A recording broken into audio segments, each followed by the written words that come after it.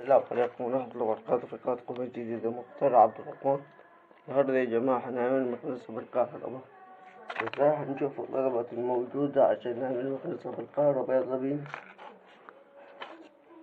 علبة زي دي نص زي كده، دي علبة مش كانت عندي نص والغلط حادق، وتركب له خرطوم كهرباء زي دي أو أي خرطوم عندك، مش لازم يفرق زي كده بالظبط. وهذه ركبتها أنا. هذه أقرب لكم. هاي الموتور بيعمل جوا، موتور نفس أو أي موتور عندي، وبقرة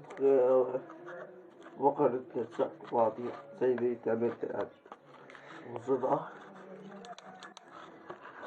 وقطعة قماشة صغيرة زي دي. هنقص منها ونظبط على قدر بوز دي، هنظبطها ونرجع لكم. بعدين يا جماعة ظبطناها بالقماش زي كده. بعد ما ظبطناها بالقماش هنعملها زي كده ونلف عليها بلاستيك. أنا مشغل شاحن 12 فولت، شاحن زي دي. الشاحن ده اللي مشغل عليه المكنسة.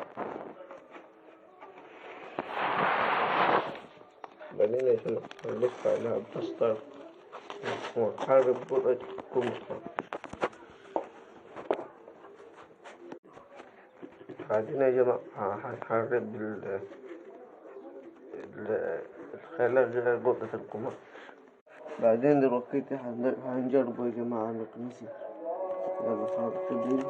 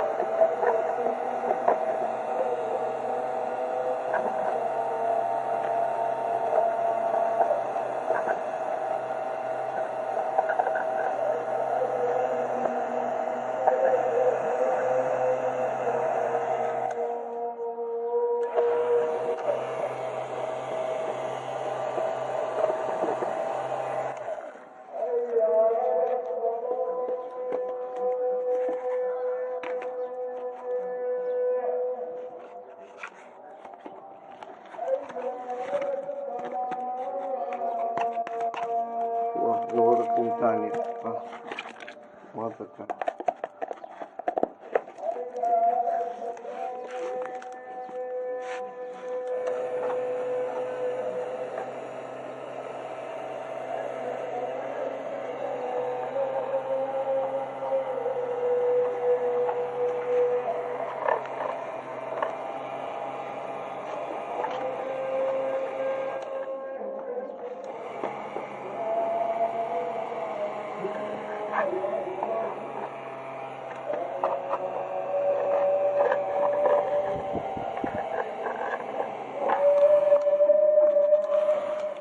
يا جماعة